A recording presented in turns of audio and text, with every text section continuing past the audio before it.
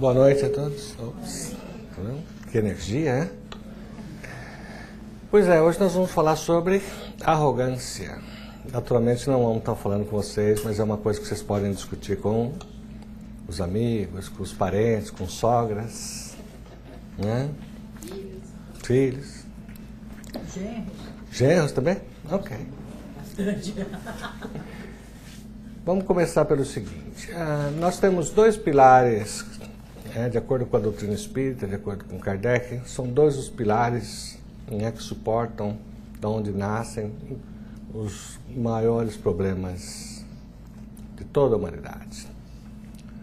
Tem aqui algumas figuras para a gente poder ir decifrando. Todos sabem quais são os dois pilares de todos os problemas da humanidade?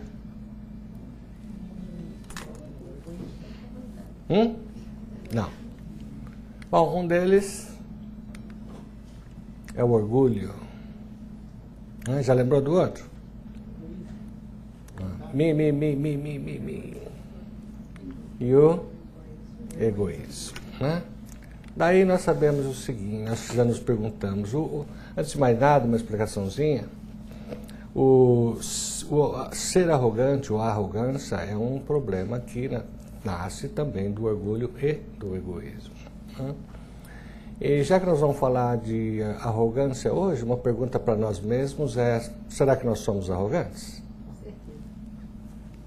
Bom, se aqueles que são arrogantes, queria que parasse um segundinho só para dar uma pensada assim, falar, bom, numa escala de 0 a 10, 0 sendo nenhuma arrogância, 10 100% arrogante, não vai falar nem pro vizinho aí, né? Guarda pra si. Guarda para si, mas dá um número para vocês e guarda eles. Todo mundo já sabe? Ok. Bom, como dissemos, o orgulho e o egoísmo estão na base da arrogância, assim como estão na base de todos os problemas da humanidade. E numa só palavra, ou em duas, a arrogância é a não conformação. É a nossa não conformação com o que somos ou como as coisas são. É uma inaceitação do status quo. E a rebeldia dilata, é a que magnifica, faz a arrogância se multiplicar. Porque, claro, se nós não estamos conformados, nós podemos guardar isso para nós, ir embora para casa e dormir e orar. Mas a rebeldia não deixa, ela faz a arrogância se manifestar. Ela magnifica a arrogância. Vamos ver, a arrogância tem 4 pilares principais. Uma das coisas que vocês vão ver é que se você olhar o que é arrogância no dicionário, você vai encontrar algumas coisas que nós estamos falando aqui. Mas vem a espiritualidade, no caso aqui desse livro, que é Escutando Sentimentos, a irmã Dufour vai nos esclarecer que do ponto de vista espiritual, o conceito de arrogância é muito mais profundo e mais amplo. Então aqui nós vamos ver naturalmente o conceito espiritual. De acordo com esse conceito, a arrogância tem 4 pilares grandes: rigidez, competição, imprudência e prepotência. Felizmente são nomes fáceis que nós sabemos do que se trata, não é verdade? Vamos ver um pouquinho mais dele. A rigidez, ela se manifesta através do nosso autoritarismo, que nós somos aquela pessoa extremamente rígida, onde nós não temos flexibilidade, mas a forma que ela se manifesta, a forma como nos enforçamos essa coisa, fazemos valer, é através do autoritarismo. Então nos tornamos autoritários. Somos também teimosos. Não adianta tentar nos explicar qual a diferença, ou qual a alternativa, ou qual o conceito paralelo, seja lá o que for, que nós não vamos aceitar.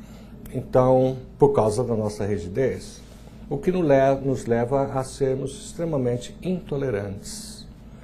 Então, vamos ver uma parte da arrogância, um dos pés, a nossa rigidez, que nos faz autoritários e teimosos e, por fim, extremamente intolerantes. Vem a rigidez e nos joga mais para baixo, no caso, né? Nos faz desrespeitar ao livre-arbítrio dos outros. Porque só existe um caminho certo, é o nosso. E também nos tornamos muito melindrosos, né? As coisas que não são como nós gostaríamos que fossem, a maioria não são, então tudo nos melindra. Não interessa que você nunca vai estar certo. Eu estou certo e você está me melindrando, porque você não está reconhecendo. Mas, como eu sou autoritário, não me interessa o que você pensa, vai ser dessa forma. Naturalmente, nós não conhecemos ninguém assim, não é verdade? Ok. Competição, nós temos esse impulso de disputar. Nós, estamos falando nós aqui, nós vamos dos arrogantes, né? Vamos esquecer a forma como nós colocamos aqui, que é simplesmente para facilitar. Então nós temos esse impulso de disputar tudo. E nós somos especialistas em comparação. Então, um arrogante chega em qualquer lugar, ou mesmo em lugares onde ele está acostumado a ir, e ele se compara. Ele vai ver que ele é melhor que todo mundo, é claro, né? Mas ele se compara. Tudo para ele que funciona na comparação. Ele não quer saber se comparado com ele mesmo, se ele está com o que ele gostaria de ser, né? Agora há pouco estava passando aqueles slides ali, o Chico falando que ele aceita que cada um seja do jeito que queira ser e que ele seja do jeito que ele deve ser.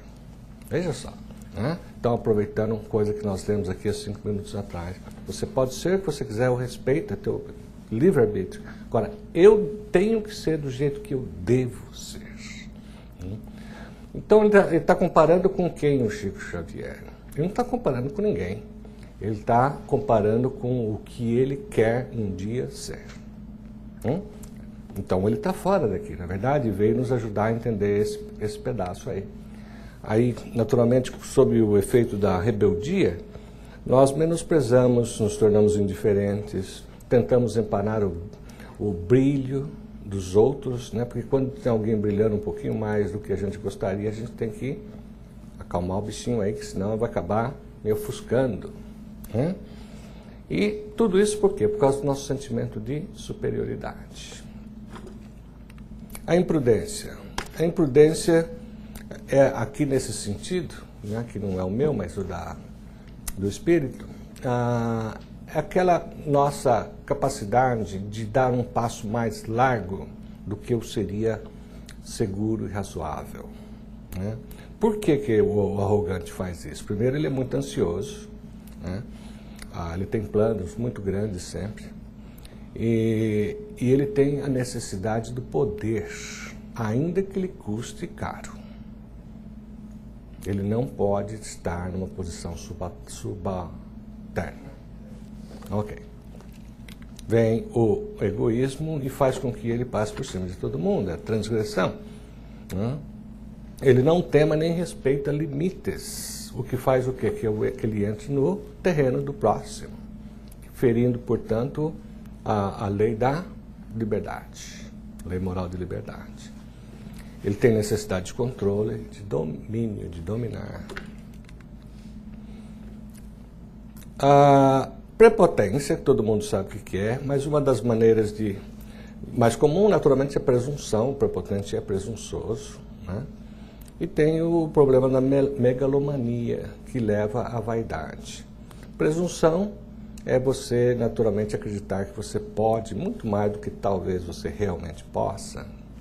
Acreditar em possibilidades quando não existem. E a megalomania multiplica isso falando, hey, por que projetos pequenos? Por que pequenos pensamentos? Vamos pensar grande, gente. Vamos logo pro topo, né? E ele o que o faz vaidoso. Quando cai, também cai. E cai normalmente. Bom, quando entra a rebeldia, está escrito aí?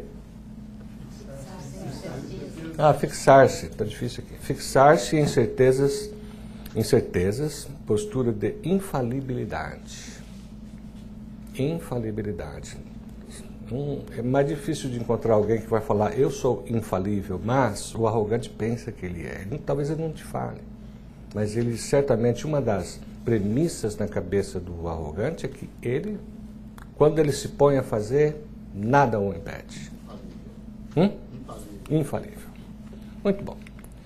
Então vamos ver, sumarizando isso aí. Nós temos, o arrogante tem, na rigidez, é o eu controlo, é o autoritarismo se manifestando. Na competição, eu sou o maior. Está fazendo a comparação contra os outros sempre. Na imprudência, eu quero, ele tem o poder, ele se acha poderoso. Portanto, ele pode querer. E na prepotência é o eu posso, presunção. Muito bom. Então a arrogância nos obscurece o senso de realidade de qualquer um, né? Porque nós passamos a ver coisas de acordo com os nossos paradigmas, ou o que nós pensamos é o que existe e é correto. E isso nos leva a... Bom, isso vai estar no próximo slide, mas nos leva a grandes problemas e a grandes erros, né, por não acreditar, por não enxergarmos qual é a realidade, porque há essa desconexão com a realidade. O que é desconexão? É uma interpretação distorcida, né, de fatos e pessoas. Isso parece teoria só, mas é que a gente nunca analisa certas coisas e tenta escrever uma definição do que a gente está vendo, né? Então, na verdade, o arrogante, ele não enxerga a realidade, ele está desconectado com a realidade. A única realidade que existe é a realidade que ele vê. E aí nós temos, ele tem problema com o passado e com o futuro. Essa desconexão acontece tanto com coisas passadas com relação ao futuro e as coisas futuras. No passado, por exemplo, é por isso que ele ainda guarda mágoas, né? Por isso que ele tem esse problema de inaceitação de críticas e depressão. Ele tem, a desconexão dele é tal que ele continua magoado há 20 anos com alguma coisa que aconteceu quando ele era infantil. As críticas não esquece jamais, e um dia ele deve ter uma lista de coisas que ele tem que descontar, né? E com relação ao futuro? O arrogante, ele vive no mundo das ideias e sempre superestimando-se. Pode realizar grandes missões, né? Então, o arrogante, como a gente estava falando antes, os projetos dos arrogantes são realmente projetos grandes, projetos fortes, projetos que abalam. Quando ficar pronto, o mundo muda, né? Você deve estar lembrando de alguém, né? É incomum isso? Não, não é incomum. A gente também tem psicólogo que pensa que pode mudar o mundo, né? Não pode. Essa desconexão, na verdade, agora sim entra para o psicólogo, forma de evadir algo difícil de aceitar no presente. A gente falou lá atrás que é a falta de conformação com o que poderia ser a realidade, mas que você se desconecta dela e cria uma nova realidade. Por que a gente faz isso? Porque a gente está se escondendo, a gente está vivendo num mundo que para nós ou faz mais sentido, ou é o mundo onde eu me sinto mais coberto, mais fechado. Por isso eu invado, por isso eu transgrido, por isso eu sou autoritário, por isso eu sou tudo que eu sou, porque eu tenho que fazer com que o contexto seja favorável para mim, né?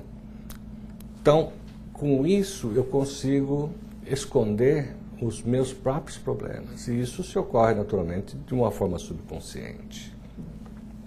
E uma forma de uma autodefesa também. Exatamente o que eu quis dizer. É a autodefesa. É a autodefesa. Palavra muito bem lembrada e explica muito bem o que eu quis dizer. E é uma das propriedades psicológicas da doença, é se esconder, a autodefesa. Incapacidade. Aqui entra uma parte que é triste. O arrogante, assim como outras patologias também, não só o arrogante, né? Mas o arrogante tem uma tremenda incapacidade de perceber a desconexão com a realidade.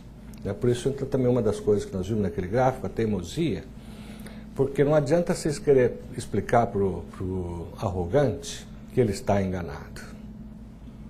Essa é uma missão, muitas vezes, impossível de você explicar, falar, não, mas não é isso. Não é assim, você está louco, claro que é. Procura um psicólogo, ele vai falar para você. Não consegue ver. Mas será que tem isso? A pessoa está errada e não consegue ver aos montes. Só tem isso. E somos todos nós, inclusive. Tem um monte de coisas que a gente não consegue ver. Um dia, e aí, com o estudo, com o tempo, com a maturidade, a gente vai vendo. Né? Vai aceitando melhor. Vai aceitando melhor. Vai, ok, vou aceitar, essa realidade, minha realidade precisa ser um pouco ajustada. Com o aprendizado, até mesmo aqui no Centro Espírita, quanta gente não amadurece espiritualmente, moralmente, fala, uau, eu preciso me ajustar. Então, outros efeitos da doença, perda do autodomínio, o apego a convicções pessoais, gosto para julgar e rotular a conduta alheia, necessidades de exercício do poder, rejeição a críticas ou questionamentos, negação de sentimentos, né? Isso aqui também é outra. Você está triste? Olha, eu triste? Não estou triste. Você está com depressão? Também não. Está louco? Ter resposta para tudo. Esse é muito comum, né? Resposta para tudo. Cara. Tudo. Na ponta da língua. Na ponta da língua. Não tem nada que ele não saiba. Desprezo ao esforço alheio, claro. Tudo que os outros estiver fazendo, construindo, para ele é tóxico. Porque ele que sabe fazer, ele que faz mais que todo mundo.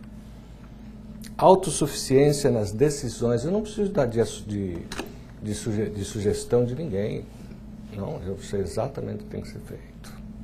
Eu tomo as decisões que são as mais corretas, não? A autossuficiência nas decisões a gente costuma encontrar muito dentro da nossa própria casa, entre marido e mulher, não é verdade? A gente sabe exatamente o que fazer, a outra que não, ou o outro é que está desconectado com a realidade.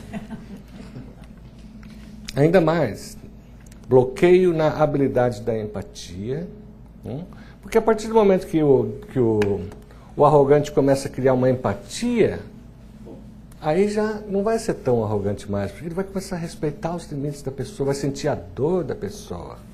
Então ele já não é mais um arrogante 100%. Né? Turva o afeto.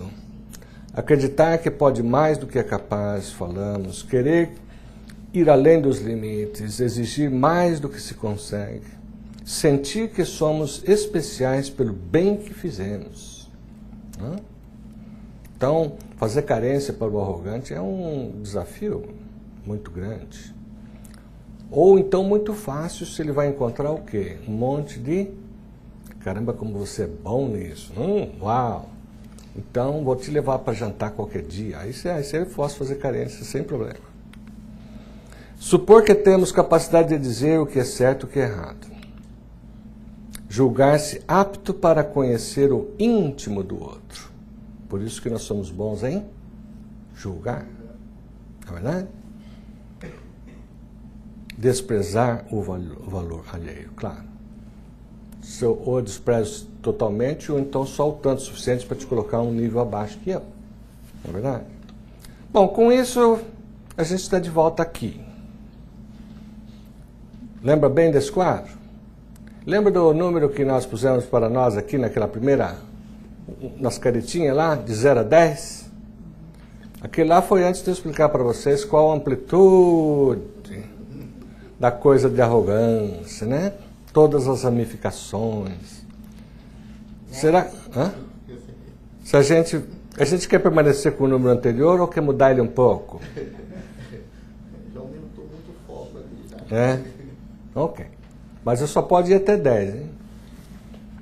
Bom, é isso mesmo. A gente só reconhece, né, o que é a reforma íntima? Ela começa fazendo uma avaliação pessoal. E você ficando sentado lá, você sentar-se todo dia na cadeira lá no fundo da sua casa, e falar, bom, agora eu vou fazer uma reforma íntima. Será que vai sair? Não vai. Não vai dar certo. Você tem que fazer o quê? Fala, bom, o que é que eu quero reformar primeiro, na verdade?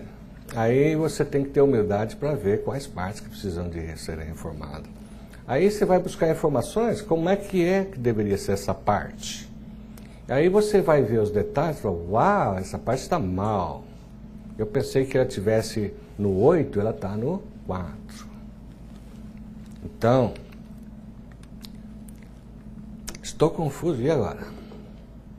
Preciso baixar meu grau de arrogância para. Se não for nessa encarnação, tem as outras também, não precisa correr. Como eu sempre digo, Deus é eterno, nós somos eternos, para que a pressa? Não é verdade?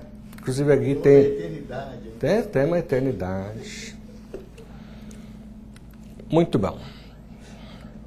Então tem esse aí, o arrogante, que chama, também conhecido como Mr. Know-It-All, que sabe de tudo. Né? O que ele faz? Essa capacidade de saber tudo, de ter essa superioridade, né, é uma das coisas mais salientes que tem no arrogante, que é a apropriação, quer dizer, eu sou o dono da verdade. Então, o arrogante, ele é dono da verdade. Então, toda conversa com ele vai ser uma conversa rápida. Porque depois da primeira sentença, ele já sabe tudo que você vai falar e ele já tem a resposta e a solução. Então, vai ser sempre uma conversa muito rápida. Não é verdade? Ok. Necessidade compulsiva de sempre ter razão. Isso vem do egoísmo, né? O orgulho de possuir o certo, a ilusão de autoridade para julgar a precisão alheia. Então, por isso que eu pus esse do Mr. Know-It-All, que é quem sabe tudo, está sempre certo. Isso nos leva ao próximo, que esse é definitivamente um processo psíquico, né, de autossatisfação. Porque eu tenho que agir do jeito que eu ajo como arrogante para que eu seja feliz. Eu também tenho direito de ser feliz como arrogante. Porque só o bonzinho tem direito de ser feliz, né? Mas para mim ser feliz, eu tenho que fazer o quê? O bonzinho tem que fazer caridade, isso e aquilo. O arrogante, a autossatisfação dele vem de ele realmente fazer coisas que para ele confirma a qualidade dele de sabidão, de sabe tudo. Ou que tem o poder, que tem a capacidade, que tem o discernimento e tudo mais. Bom, vamos ver que Jesus nos traz. Todos conhecem aquela passagem daquela mãe que chegou para Jesus e quando estavam todos os discípulos, e ela chamou Jesus do lado e tentou convencer Jesus que os 2 filhos dela eram os melhores discípulos e que ela queria que Jesus, né, porque Jesus falava que vinha aí o reino dos céus, então ela falou, quando chegar nesse reino dos céus, eu quero que um filho meu se sente à sua esquerda e o outro à sua direita, né? Aí, ministro das finanças, ministro aqui não sei do que, e Jesus no meio. Isso causou um problema, e naturalmente os apóstolos estavam lá, né? E não gostaram muito dessa conversa. Aí dali eles foram para um outro lugar, e no caminho os apóstolos foram discutindo alguma coisa, Jesus sabia, né? E quando chegaram em Cafarnaum, Jesus falou, o que vocês estavam discutindo pelo caminho? Eles se calaram, porque no caminho tinham disputado entre si qual era o maior deles. Porque eles não concordavam que um daqueles outros 2 fosse sentar um à esquerda e outro à direita, né? Eles também tinham capacidade de julgar, não é só o arrogante, e aí eles tiveram essa conversa para saber quem era o maior. Naturalmente, Jesus explicou quem era o maior. Assim não deve ser entre vós, ao contrário, aquele que quiser ser o maior, seja vosso servo. Isso nós aprendemos muito aqui na Casa Espírita, né? Ora, se eu, Senhor e Mestre, vos lavei os pés, vós deveis também lavar os pés uns aos outros, porque eu vos dei o exemplo, para que, como eu vos fiz, façais vós também. Como é que nós podemos traduzir isso em linguagem um pouco mais atual, né? Nós sabemos pelo Espiritismo que fora da caridade não há salvação. Não é verdade? Então Jesus está falando, o maior é o mais caridoso, veio para servir. Nessa passagem aqui do Espírito em condição de encarnado, porque nós não somos daqui, nós viemos aqui para alguma coisa. E seja lá qual for essa coisa, ela certamente passa pela caridade, porque está no primeiro mandamento de Deus. Então Jesus estava explicando exatamente essa parte. Ainda dentro do ser o dono da verdade, o que faz uma pessoa importante é a sua capacidade de servir e realizar. Então, quando a gente olha a importância, se a gente for medir realmente a importância daqueles nomes mais famosos que a gente conhece, ou menos famosos aqui do centro, no outro centro, ou em Broward, sei lá onde a gente quiser ir, o título é alguma coisa que ele herdou do anterior, né? Dinheiro é uma coisa que ele ganhou no mercado. O que realmente ele trouxe para a mesa de trabalho? Capacidade de servir e realizar. É o que nós temos aqui no centro também. Somos de vários lugares do Brasil, estamos aqui pela mesma razão, talvez. Se tivermos alguma coisa mais que outra, porque herdamos ou trabalhamos e conseguimos. Aqueles que têm algum bom título onde trabalham, o título é acima dele. O dia que ele ou for mandado embora ou morrer, vai para outro. Não é verdade? Então, o que vai ficar dessa pessoa, o que ele fez? Dentro da capacidade dele de servir e realizar. Nossa dificuldade resiste em desconhecer nosso real tamanho evolutivo. Aqui temos que tomar isso de uma forma figurativa também, né? Porque como é que você vai conhecer o tamanho evolutivo? Mas os mais cuidadosos vão procurar entender o que diz o Evangelho do Cristo. E dentro daquela doutrina, daquela filosofia, você certamente pode chegar à conclusão quais são as coisas que precisam de reforma. Quais são as coisas que precisam melhorar. Qual é o nosso verdadeiro tamanho. Porque nós sabemos uma coisa, nós não somos perfeitos. Nós não somos totalmente imperfeitos tampouco. Nós estamos em algum lugar no meio.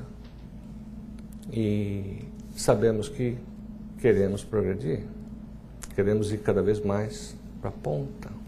Então, embora a gente não vá saber o nosso tamanho exato, mas a gente pode ter uma ideia. Mas isso requer, naturalmente, muita honestidade de sentimentos.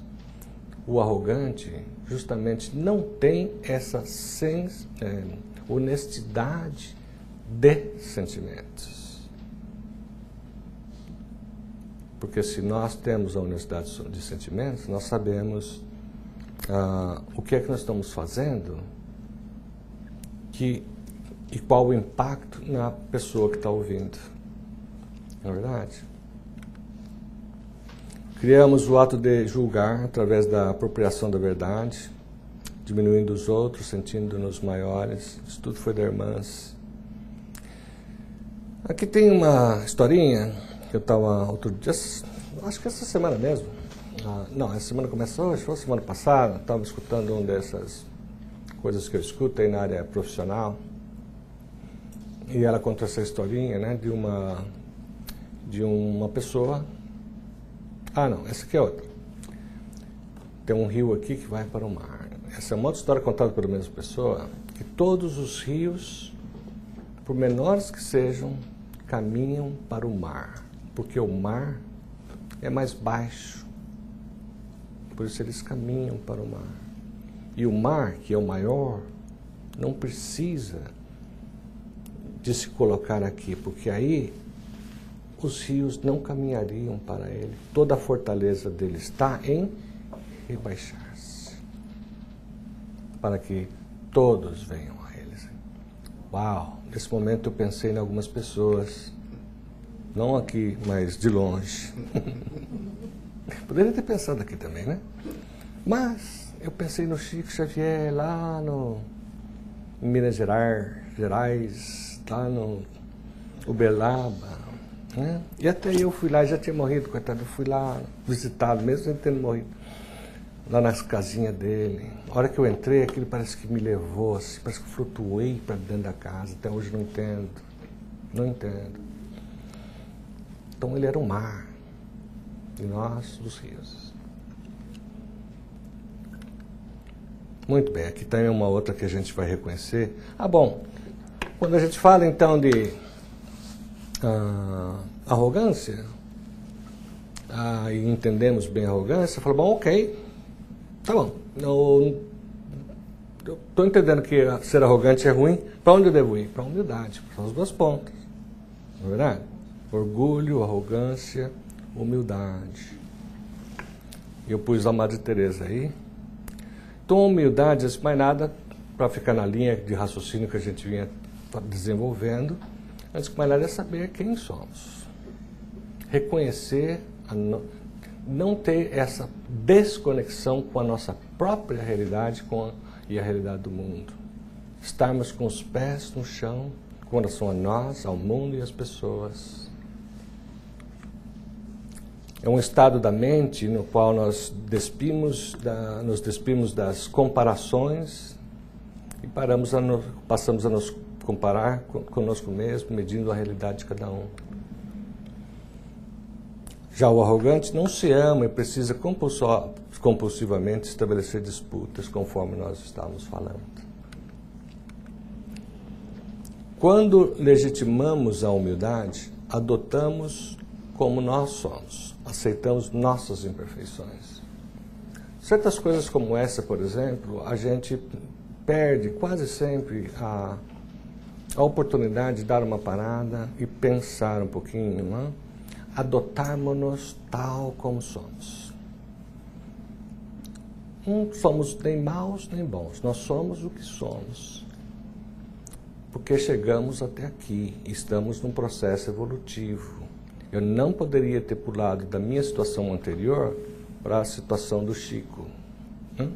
Nós somos o que somos, estamos trabalhando a cada encarnação para chegar onde o Chico chegou e outros grandes. Mas eu tenho que aceitar as minhas imperfeições como aonde eu estou, o que eu tenho, até onde eu cheguei e o que me falta, como é que eu daqui devo prosseguir. Aprendendo a gostar de nós tal como somos, eliminamos a ansiedade de competir. Competir traz ansiedade? Muita ansiedade.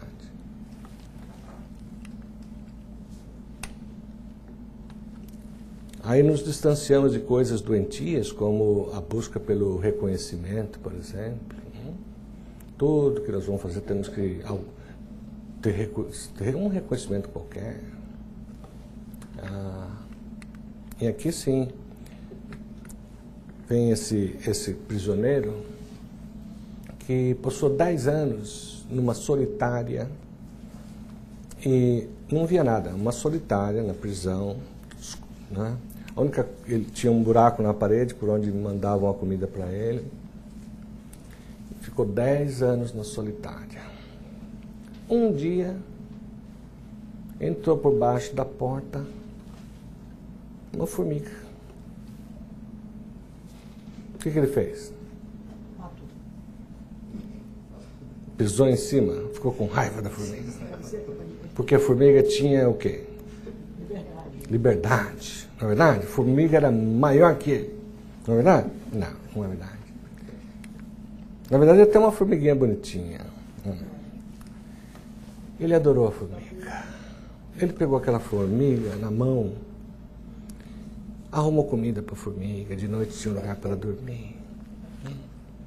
Ele se teve um processo ali entre ele e a formiga. Ele daquele tamanho e aquela formiguinha ali. Ele tinha acabado de descer de onde ele sempre esteve para o nível de uma formiga. E o que o fez feliz. Então, isso é a transformação que nós precisamos.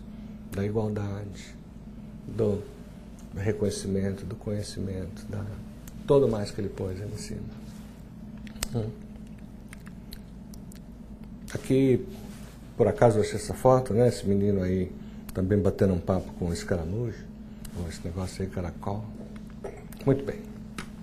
Então Jesus de novo, não procurais na terra os primeiros lugares, nem vos coloquem acima dos outros, se não quiser ser obrigados a descer. Buscai, ao contrário, o lugar mais humilde, mais modesto, porquanto Deus saberá dar-vos um mais elevado no céu, se o merecerdes. Então tem aquele negócio, né? Em algum outro lugar está escrito que quando nós buscamos a recompensa aqui, melhor obter, porque você não vai tê-la do outro lado. Então tudo que você já recebeu não tem rain check. Você não vai receber do outro lado. Então, se a tua paixão era por os melhores carros, ou a melhor casa, ou isso ou aquilo, ou se a tua paixão era... bom, vamos ficar por aí. Então, você já recebeu. Agora, aqueles que estão trabalhando com humildade, sendo feliz com o que tem hoje, e não o que vai ter daqui a 10 anos. Né? Esses, se forem surpreendidos pela morte, né, entre aspas, no meio do caminho, eles provavelmente receberão do outro lado, porque não tiveram a sua recompensa aqui. Então a gente sempre tem essa possibilidade, né, de receber aqui ou receber lá. De maneira grosseira, mas é o que está escrito aqui. Não procurai na terra os primeiros lugares. Não vai ficar com você, não vai adiantar. E pior, tudo que você conseguir, você já não precisa receber de novo. Um outro grande problema da arrogância é que nos traz esse baita problema que chama baixa autoestima. O que é autoestima? Baixa autoestima. Autoestima é o quanto você gosta de você mesmo, o quanto você se julga capaz, o quanto você se julga livre e produtivo, inteligente e tudo mais. Né? Amado e amar. Quando nós falamos de uma pessoa que está com um problema de baixa autoestima, ela não se valoriza. Ela fala, eu não valho nada, eu isso e aquilo, eu não sou capaz. Tudo que eu faço, ou eu começo a fazer, não sai, quebra. Então, é a outra face da arrogância, é a baixa autoestima. Mas aqui tem um pouco de entendimento a ser feito, que tem a baixa autoestima durante o processo de arrogância, né? Que é o pico de arrogante. Por quê? Porque nem sempre... A vida é muito complicada para você poder vencer 24 horas por dia, 7 dias por semana. Alguma coisa não vai sair do jeito que você quer. E quando não sai, o arrogante cai. Vem um cara mais inteligente que ele, num assunto que ele queria, né, se botar aí, ele vai para casa aí, enche a cara, né, e aí a autoestima dele vai para baixo. Depois tem a autoestima, o problema de baixa autoestima, quando ele um dia perceber, finalmente, que ele levou uma vida que não foi a dele. E aí ele vê que ele não construiu nada, que ele não é ninguém, que ele não é nada do que ele queria ser. Que as outras pessoas tinham o direito de pensar do jeito que eles estavam pensando. Que ele teria que ter ouvido mais as pessoas. que ele frustrou muita gente, que ele passou por cima de muita gente. Então, essa autoestima, a baixa autoestima, é o desgaste das forças íntimas ao longo desse trajeto de ilusões de supervalorização. Uma hora, a realidade chega. Não tem jeito.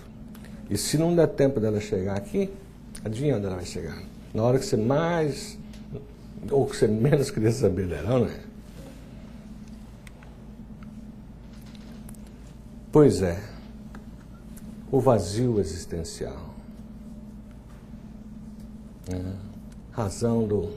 Uma das grandes razões, se não for maior, do suicídio, por exemplo. É o vazio existencial. Você tem uma casca e não tem nada mais. Você não construiu, você não tem uma história para contar. Isso é um vazio existencial. Ok. No livro dos Espíritos, da questão 916, diz o seguinte: os homens, quando se houverem despojado do egoísmo que os domina, viverão como irmãos, sem se fazerem mal algum, auxiliando-se reciprocamente, impelidos pelo sentido mútuo de solidariedade. Então, o forte será o amparo e não o opressor do fraco. E não mais serão vistos homens a quem falte o indispensável, porque todos praticarão a lei da justiça. Esse o reinado do bem, que os espíritos estão incumbidos de preparar. Isso aqui é para preparar o nosso próximo slide. Quais são as fases da vida? A gente nasce, depois vira um teenager, depois vira um adulto jovem, e uma hora cria barriga e tudo mais, perde os cabelos. Ok. Mas aqui embaixo, lá naquela ponta, é a ponta da inocência, da humildade, da autenticidade. Aí quando você já está na fase adulta, madura, mas Jesus falou para nós que o reino dos céus são para aqueles que se assemelham às... Uau, então eu tenho que fazer o quê?